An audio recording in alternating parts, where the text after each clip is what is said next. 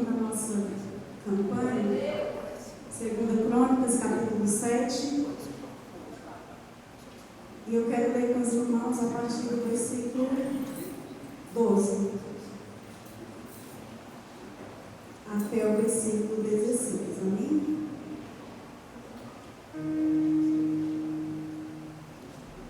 Diz assim a palavra do Senhor.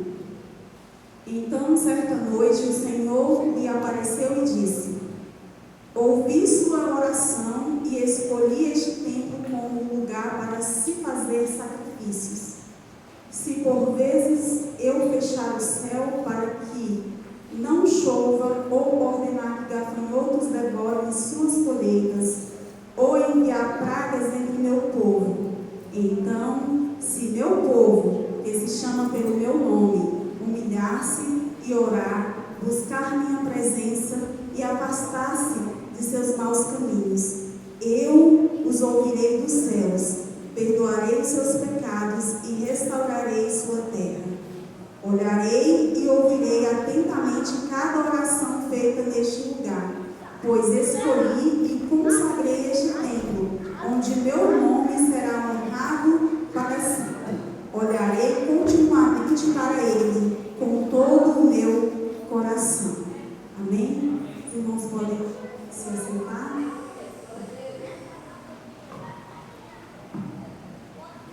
Sabe, irmãos, como já foi falado aqui nessa noite, esse texto é uma resposta à oração de Salomão. Salomão, depois que construiu o templo, ele o consagrou ao Senhor, ofereceu sacrifícios ao Senhor, e no começo desse capítulo 7, a palavra de Deus vai nos dizer que quando Salomão terminou de orar, desceu fogo do céu e queimou todos aqueles sacrifícios, aqueles holocaustos que estavam ali no altar do Senhor.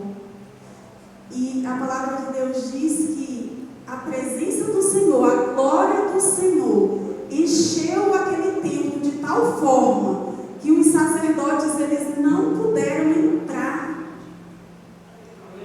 por causa de que o templo estava cheio da glória do Senhor. E eu imagino essa cena, irmão, sabe, como a glória do Senhor ali naquele lugar, como algo palpável, tão palpável que eles não conseguiram entrar, porque eles viram de fato a glória do Senhor ali naquele lugar. De tanto que aquela glória encheu aquele lugar. E meditando nessa palavra, nessa resposta que o Senhor deu a Salomão, sabe, Salomão estava ali orando no capítulo 6, no versículo 28, ele diz assim, ele questiona o Senhor e ele ora e ele fala: Senhor, se houver fome na terra, ou peste, ou praga nas lavouras, ou se elas forem atacadas por gafanhotos ou lagartos, ou se os inimigos do teu povo invadirem a terra e sitiarem as suas cidades, seja qual for o desastre ou epidemia que ocorrer, e se alguém do teu povo ou toda a nação de Israel orar a respeito de suas dificuldades e aflições com as mãos levantadas para este tempo, ouve nos céus onde habitas e perdoa. Trata o teu povo como ele merece, pois somente tu conheces o coração de cada um. Sabe, Salomão fez uma oração sincera ao Senhor e ele obteve uma resposta. E sabe, querido, às vezes a gente fica nos perguntando, nos questionando Deus a respeito de certas coisas, certas situações que acontecem na nossa vida. Senhor, por que isso está acontecendo comigo? Por que disso? Por que daquilo? Às vezes a gente está aqui na casa do Senhor, a gente está em todos os cultos, a gente está, sabe, fazendo a obra do Senhor, servindo, e às vezes a gente tem a sensação de que as nossas orações elas não são ouvidas, elas não são respondidas pelo Senhor. Mas questionarmos a Deus, nós deveríamos questionar a nós mesmos. Porque aqui o Senhor dá uma receita do que nós temos que fazer. E o Senhor estabelece princípios para que nós tenhamos as nossas orações respondidas, para que nós tenhamos os nossos pecados perdoados, para que nós, a receita para que nós tenhamos cura nas nossas vidas, nas nossas emoções. E o primeiro princípio que ele estabelece aqui, quando ele diz: se o meu povo, sabe, porque nós somos, ou não somos o povo do Senhor, somos o seu povo, amém? Nós somos o seu povo, nós recebemos a Jesus como Senhor e Salvador da nossa vida, e nós recebemos esse título de povo de Deus, um povo de propriedade exclusiva de Deus, uma nação santa, um sacerdócio real. Mas será, irmãos, que nós estamos apenas carregando um título? Ou nós estamos vivendo de acordo com aquilo que nós, com o nome que nós carregamos, de filhos de Deus, de mais do que vencedores? É isso que a palavra diz que nós somos. E o primeiro princípio que o Senhor fala para Salomão aqui é que nós devemos nos humilhar. Nos humilhar. E sabe, Tiago 4:6 vai dizer para nós que Deus, Ele rejeita o soberbo, Ele se opõe ao soberbo, mas Ele dá graça aos humildes. Dá graça aos humildes. E muitas vezes a gente está humilde, mas nós não somos humildes. Porque estar humilde é apenas uma condição temporária. Às vezes nós estamos humildes por causa de alguma situação, por causa de algum problema que nós estamos passando, e nós nos fazemos humildes naquele momento, na nossa maneira de falar, de pedir, mas às vezes na primeira oportunidade a gente é soberbo, a gente responde de maneira arrogante. E ser humilde, irmãos, não tem a ver com aquilo que, com a sua condição social, com a roupa que você veste, com a casa onde você mora. Sabe, tem pessoas que moram em mansões e apresentam um coração humilde, enquanto outros vivem em situação de miséria, de pobreza, mas tem um coração arrogante. E nós precisamos nos humilhar. Sabe, no mesmo capítulo 4 de Tiago, no versículo 10, ele vai dizer: humilhai-vos debaixo da potente mão de Deus. Então isso é algo que Deus, o salmista diz também que Deus, ele não resiste a um coração quebrantado e humilde. Então nós precisamos, irmãos, cumprir esses princípios. Esse princípio de sermos humildes, não só estarmos humildes, mas nos tornarmos humildes, nos humilharmos. Isso tem que ser uma condição, né, um estilo de vida, porque há uma cultura no nosso meio, que nós aprendemos e que às vezes é difícil de tirar, que às vezes a gente busca o Senhor e a gente se humilha apenas quando nós precisamos de algo.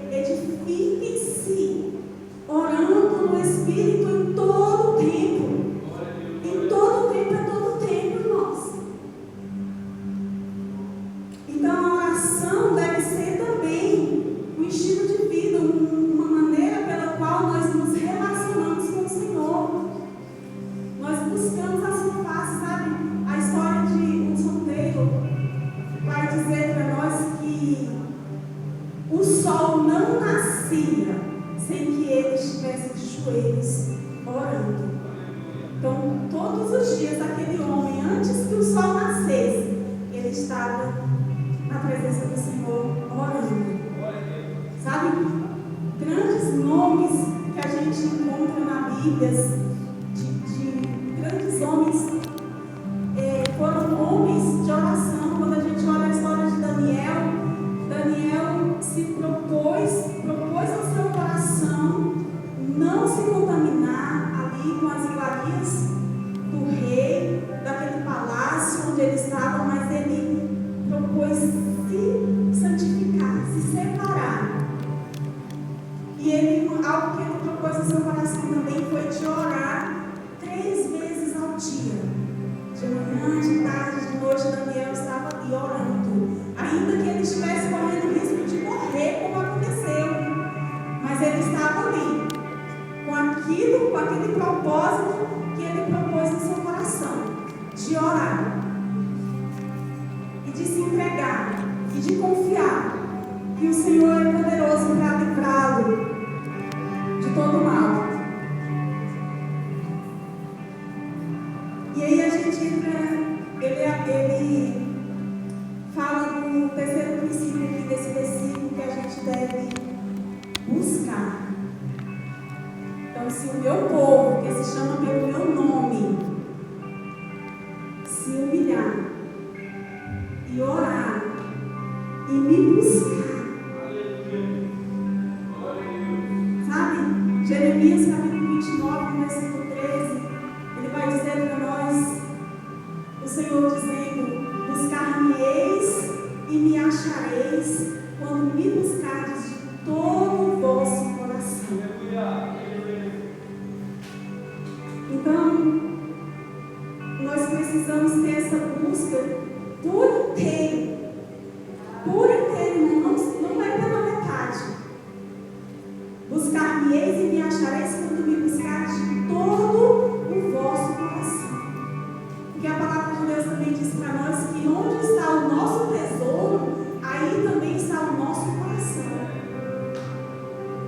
Então, o que nós temos buscado?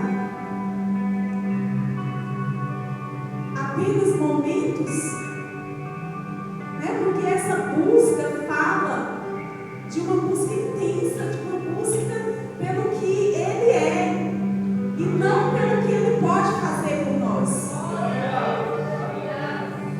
Nós não podemos negligenciar essa busca. Mas quando a gente olha, irmãos, na vida de Moisés buscava o Senhor de uma tal maneira que ali, quando o povo pecou, ali em Cades Barneia, e o Senhor falou para Moisés que ia destruir o povo e que a partir dele o Senhor iria levantar uma nova nação, uma nova geração. E Moisés falou: não, Senhor. Moisés ali, ele buscou a face do Senhor. Aqui o texto diz que se o povo buscar a minha face, buscar a face do Senhor, Moisés fez isso.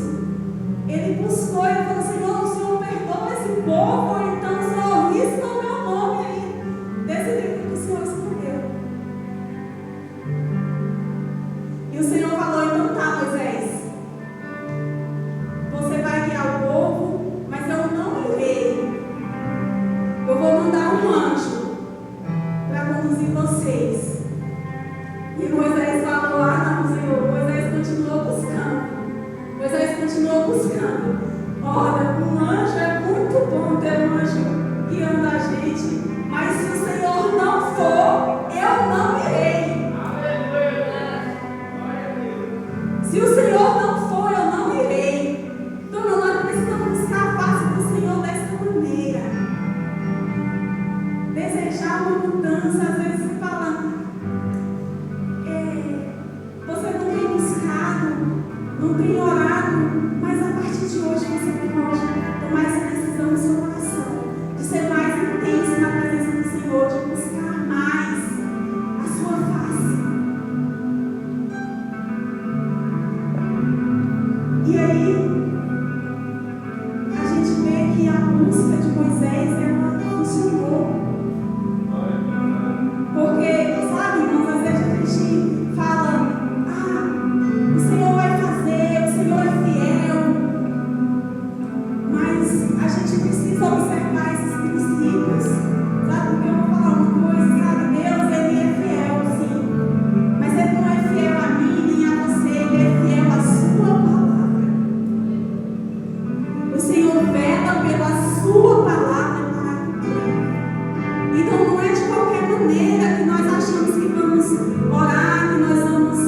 pedir e o Senhor já vai nos atender, não. Nós precisamos estar observando os princípios da sua palavra. Porque o Senhor, Ele é fiel à sua palavra. Se nós estivermos buscando a maneira como Ele nos orienta na sua palavra, Ele vai nos ouvir como Ele promete aqui. Ele vai nos atender. E o quarto princípio que o Senhor estabelece aqui é a conversão. Então, se o meu povo, que se chama pelo meu nome, se humilhar e orar e buscar a minha face e se converter dos seus maus caminhos, abandonar os seus maus caminhos, sabe? Lá em Atos capítulo 3, versículo 19, Pedro falando para uma grande multidão ali depois de ter curado um paralítico na hora do tempo, e ele começa a falar ao povo, e lá no versículo 19 ele diz: arrependei-vos, pois, e convertei-vos, para que sejam cancelados os vossos pecados, e venham assim os tempos de refrigério pela presença do Senhor. Então é dessa maneira que nós vamos receber, como diz a cura, que vem do arrependimento. Sabe, irmãos, a gente fala tanto às vezes em avivamento, mas muitas vezes a gente deseja que aconteça um grande mover no meio da igreja, mas tudo começa com um arrependimento sincero. Não existe avivamento sem arrependimento, sem conversão, sem mudança de comportamento, sem mudança da sua maneira de viver. E aí ele fala: arrependei-vos, pois, e convertei-vos. Não é um simples arrependimento momentâneo, que você se arrepende aqui e daqui a pouco você está fazendo tudo de novo, mas ele fala: arrependei-vos e convertei-vos. A conversão, ela implica em abandonar os velhos hábitos. A Bíblia diz que aqueles que estão em Cristo são novas criaturas. As coisas velhas se passaram e eis que tudo se fez novo. Tudo se fez novo. Então, quando isso acontece, o Senhor fala: quando nós nos humilhamos, oramos, buscamos a sua face, nos convertemos dos nossos maus caminhos, dos nossos maus hábitos, porque existe uma natureza dentro de nós que está aqui,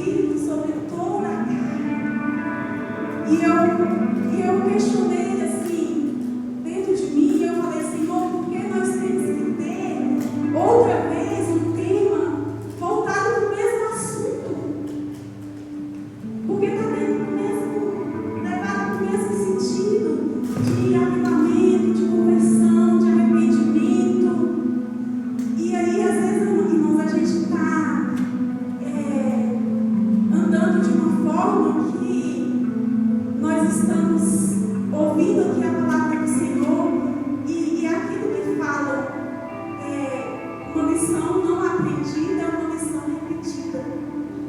Não é assim na escola? E eu falei, Senhor, porque eu sei que cada tema de cada aniversário é escolhido, não é de maneira aleatória, mas é escolhido debaixo de oração, de direção do Espírito Santo. E eu pensei no meu coração, por que nós temos que ter algo voltado para esse tema novamente? Porque às vezes nós estamos aqui ouvindo a palavra e nós não aprendemos a lição. O que nós temos feito, irmãos, com a palavra que nós ouvimos nesses dias de festa que nós tivemos? Será que isso já caiu no nosso esquecimento?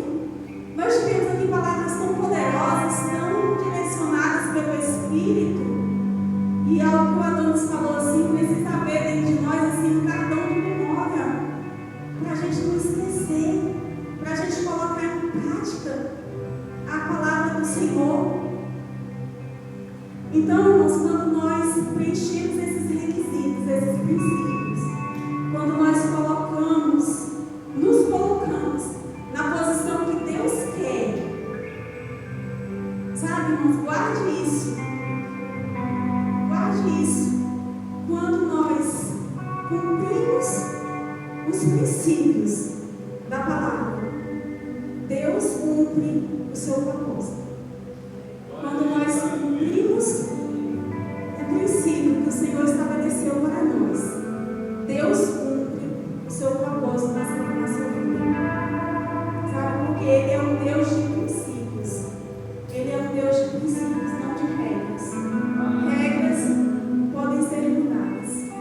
Regras podem, com o tempo, não ter mais a mesma necessidade daquela regra. Mas os princípios do Senhor, eles são eternos. A sua palavra, ela é eterna. Nós precisamos constantemente nós estarmos observando esses princípios, para que o propósito do Senhor, aquilo que Ele estabeleceu para nós, se cumpra na nossa vida. Nós não é de qualquer maneira. Não é orarmos de qualquer maneira na presença do Senhor só porque nós estamos precisando de algo. E a gente precisa estabelecer um tempo de oração no nosso dia. Se a gente não fizer isso, se a gente não estabelecer, não colocar na nossa rotina, a gente não consegue, irmãos. Isso é verdade, a gente não vai conseguir. A gente vai sempre dizer que não deu tempo. Não deu tempo. O dia foi corrido demais. Então é algo que a gente precisa estabelecer na nossa vida. Estabelecer como prioridade. Aquilo que sempre fica para depois, irmãos, não é prioridade na nossa vida. Aquilo que sempre fica